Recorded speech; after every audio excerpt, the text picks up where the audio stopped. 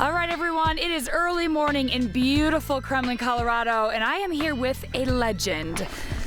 Let me bring you Mr. Chris Burandt, of course.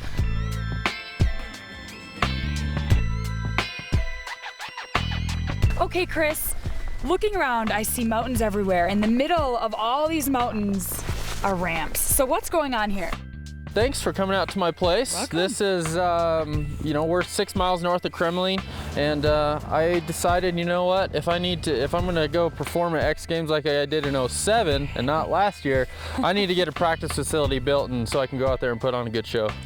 Chris Burandt would be the first to admit that last year's X Games didn't go as well as he hoped.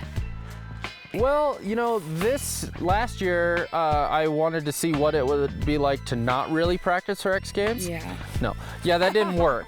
Actually, I just spent so much time getting ready for my backcountry adventure, and that thing took off and went really well, and we're all booked this year, which is really neat. But my expectations this year is just, I want to go out there and just put on a show that I know I'll be happy with, and whether that's a gold medal or it's, 8th place. If I feel that I rode good, then I'll be happy. And last year, I didn't even want to be there. I wasn't ready. I wasn't mentally prepared or physically prepared. So those are two things that kind of go hand in hand when you're trying to do 70-foot backflips.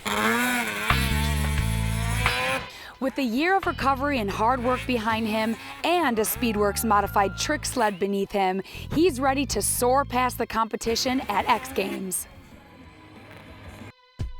For those people who don't know, what happened last year? What did happen? Well, last year, Arctic Cat actually switched to their new race chassis, which is a really cool chassis. I hadn't spent any time on it until a week before X Games. Again, spending 1 week. Yeah, 1 week. Again, spending so much time getting the Burandt's Backcountry Adventure going. I did dedicate a week before X Games to train, and that wasn't nearly enough. I wasn't 100% comfortable with the sled, and I actually had a pretty bad wreck 3 days before X Games where I got knocked out doing a flip. And when you open your eyes and all you see is black, I mean, it's kind of scary. Right. So that was the first time I ever got knocked out, and really the first time I wrecked on a flip too. So that kind of plays with your head, and then I ended up showing up at X Games, kind of shaken from that, and then had another crash in practice right before Speed and Style. So, I just wasn't mentally all there, and this year that's my goal, is just to be ready to go. Well, I think it's safe to say that people were probably like, we're just glad he's okay. We don't care what the placing is, we're just glad he's okay. And a concussion you had too. Yeah, I mean, I had a ringing headache for 4 days after the first wreck, and so it was just a mess. And everyone says we're glad you're okay, but for a competitor that doesn't matter. When you go out there and you can't win, why are you even doing it?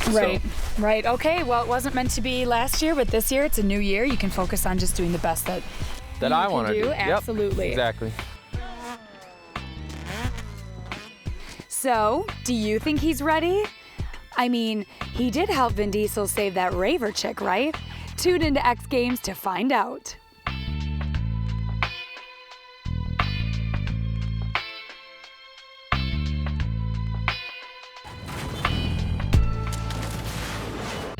We don't shovel snow, we punish it. This winter, see the sport's best riders as they beat winter into submission in the National AMSOIL Championship Snowcross Series. Plus, unthinkable freestyle action from the Monster Energy Sled Next Freestyle Tour.